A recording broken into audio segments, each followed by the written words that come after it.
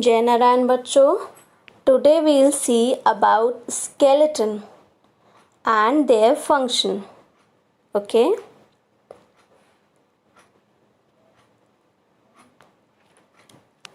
what is a skeleton? All the bones in our body form a framework to give shape and support to our body. This framework is called skeleton.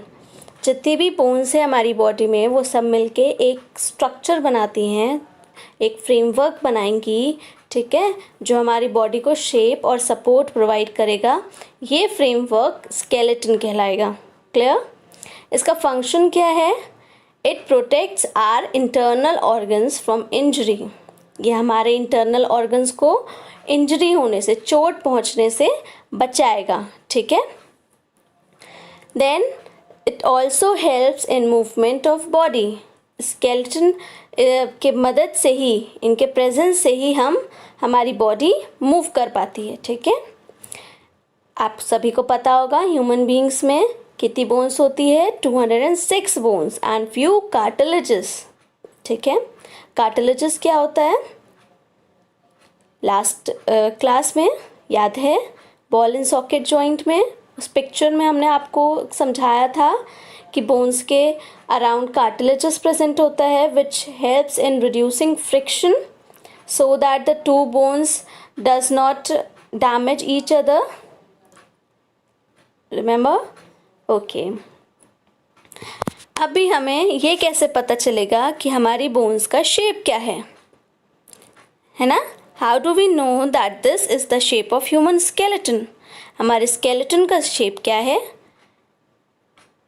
कौन सी bone के shape की है ना?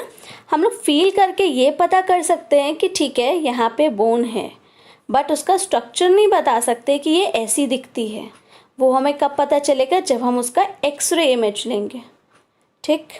Doctors जब हमारे हाथ में fracture होता है तो ऐसे देख के नहीं, हाथ देख के नहीं बताते. वो क्या करते हैं? उसका एक्सरे इमेज लेते हैं. ठीक है. तब उसे वो क्लियर देखकर बताएंगे. अब हम लोग स्कल के बारे में देखते हैं. Skull is made of 22 bones which are joined together.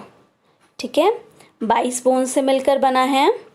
It encloses and protects a very important part of our body, that is brain. अब ये हम लोग ने स्केलेटन का पढ़ा था ना फंक्शन, कि ये इंटरनल ऑर्गन्स को इंजरी होने से बचाएगा. तो स्कल किसको बचाता है? हमारे ब्रेन को. ठीक है. ये हमारे ब्रेन को कवर करके रखता है, ठीक, जिससे उसको इंजरी ना हो. फिर it also protects our eyes, ears and nose. And what are the other functions of skull? It gives shape to our head. किसी का थोड़ा oval structure head होता है, किसी का round structure होता है, तो that just because of skull. All bones of skull are immovable except lower jaw. याद है हम लोग ने fixed joint में पढ़ा था, है ना, कि upper jaw हमारा fixed joint से अटैच है. ठीक है. फिक्स जॉइंट वहाँ पे प्रेजेंट होता है तो वो फिक्स्ड रहेगा, वो मूव नहीं करेगा, इमूवेबल है. बट हमारा लोअर जॉ मूवेबल है. ठीक है. उसको हम लोग अपने हेड से ऑपोजिट डायरेक्शन में मूव कर सकते हैं. सो एक्सेप्ट लोअर जॉ को छोड़ के बाकी जितने स्कल में बोन्स हैं, ठीक है, वो सब फिक्स्ड हैं, that are immovable. Now we'll see about rib cage. They are 12 pairs in numbers. Picture में देखो, आप काउंट कर सकते हो. ठीक है. 12 तक है. Then ribs are joint the chest bone. Front में ये हमारे चेस्ट बोन से जॉइंट होगी. ठीक है. ये जो हमारी स्टर्नम दिख रही है that is our chest bone till here. See in this picture, front में हमारी चेस्ट बोन से जॉइंट है, दैट इज स्टर्नम, और बैक से हमारी वर्टिब्रल कॉलम से जॉइंट है और बैकबोन से जॉइंट है पीछे की तरफ से. तो ये आगे से पीछे की तरफ जॉइंट हो रही है. तो ये एक कैसा बना रही है? केज जैसा स्ट्रक्चर, एक बॉक्स जैसा structure.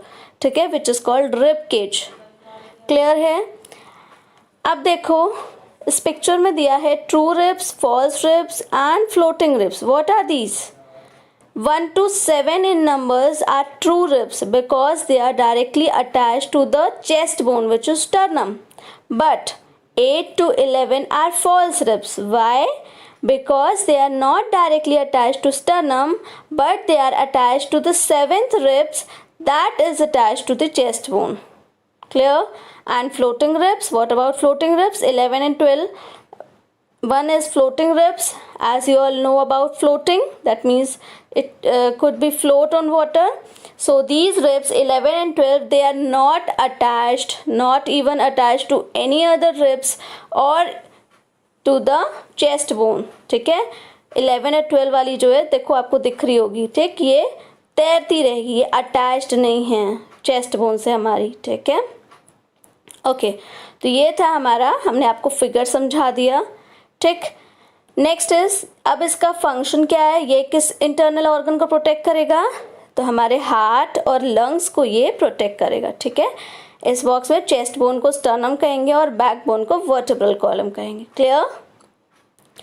Then about our backbone, spine और वर्टेब्रल कॉलम, ठीक है, इसको हम स्पाइन भी कहेंगे, वर्टेब्रल कॉलम भी कहेंगे और बैकबोन भी कहेंगे, ठीक है। अभी आप अपना हेड को बेंड करके देखो और नेक के नीचे वाले रीजन पे हियर इसको टच करोगे तो आपको पता चलेगा, ठीक है, हमारी बैकबोन है, ये स्पाइन है हमारी, ठीक है, जो कहाँ से कहाँ तक है, it runs from neck to hip, neck से हमारे हिप एरिया तक ये आई है, ठीक है। कितनी बोन से मिलकर बनी है? 33 स्मॉल बोन से, which are placed vertically upon each other, और 33 स्मॉल बोन्स वर्टिब्रे कहलाएंगे, सिंगल बोन को हम क्या कहेंगे? वर्टिब्रे, ठीक है। इसका मेजर फंक्शन क्या है? It gives protection to the spinal cord, ठीक है। नाउ सी, शोल्डर बोन, ठीक है, shoulder bone, rib cage and hip bones. Shoulder bone, rib cage तो हम लोग ने अभी पिछला पढ़ा, ठीक है, कि वो पीछे की तरफ से हमारी वर्टेब्रल कॉलम से अटैच्ड होती हैं, एंड आर हिप बोन, ये सब हमारी किससे अटैच्ड हैं?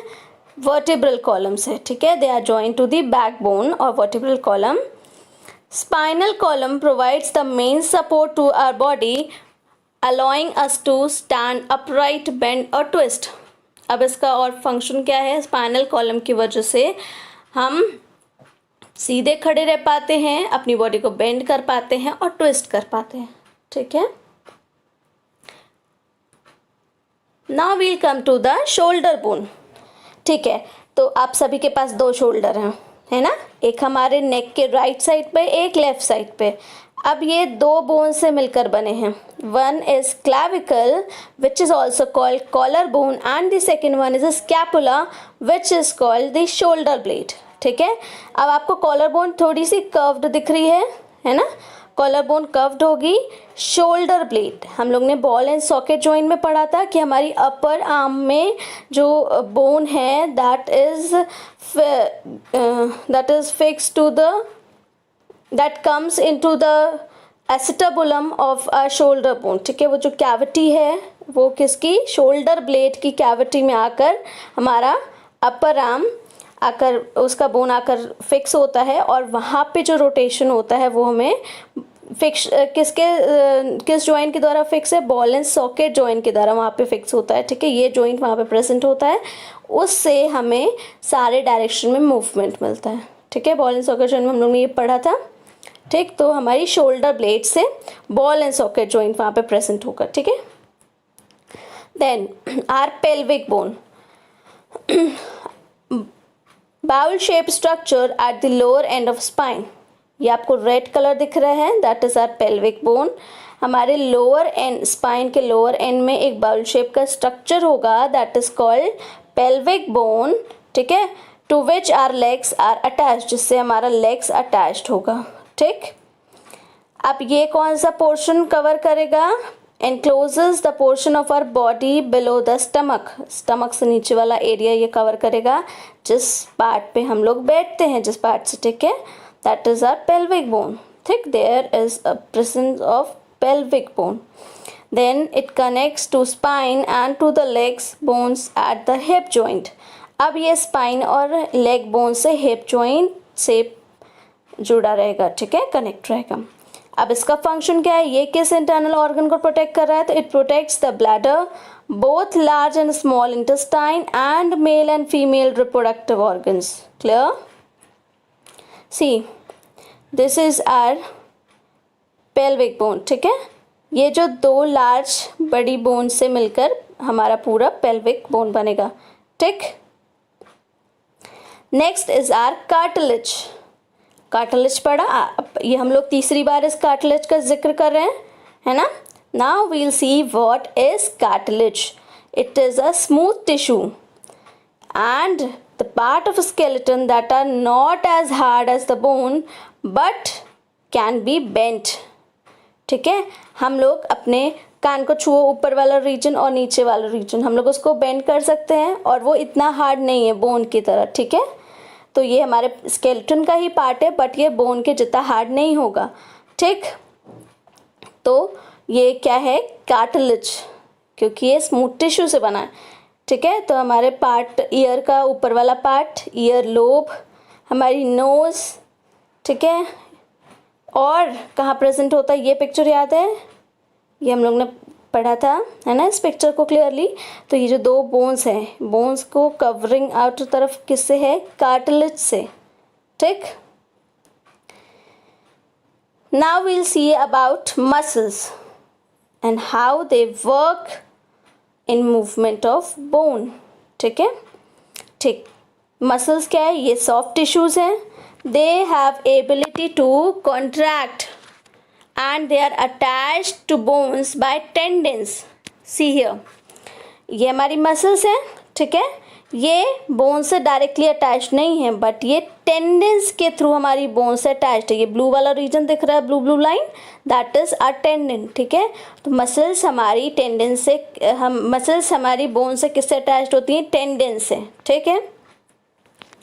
All movement in the body is controlled by muscles, that is very important. हमारी बोन कैसे मूव करेगी, मसल्स के मूवमेंट से, ठीक है. मसल कंट्रोल करती है हमारी बॉडी का मूवमेंट, ठीक है.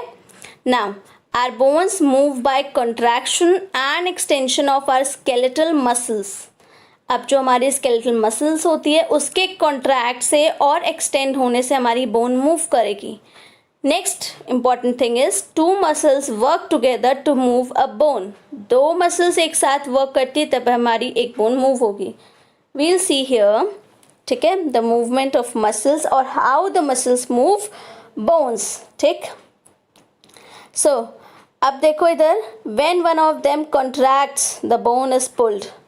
जब उसमें से कोई एक मसल कॉन्ट्रैक्ट होगी तो बोन क्या होगी, उसको अपने तरफ, बोन को अपने तरफ वो पुल करेगी, ठीक है. जैसे इधर ये जो हमारा बाइसेप्स दिख रहा है, ठीक, ये कॉन्ट्रैक्ट हुआ, जब ये कॉन्ट्रैक्ट हुआ तो ये बोन्स को अपने तरफ पुल किया, ठीक. एक मसल कॉन्ट्रैक्ट हुई तो उसकी दूसरी मसल दैट इज ट्राइसेप, वो क्या होगी, रिलैक्स होगी. नेक्स्ट पिक्चर, अब हमारी यहाँ पे देखो बाइसेप्स हमारी रिलैक्स हुई है और हमारी ट्राइसेप कॉन्ट्रैक्ट हुई है. तो जो मसल कॉन्ट्रैक्ट होगी वो बोन को अपनी तरफ मूव करेगी ना. तो ट्राइसेप जब कॉन्ट्रैक्ट हुई तो बोन उसकी तरफ मूव हुई. क्लियर, ठीक है.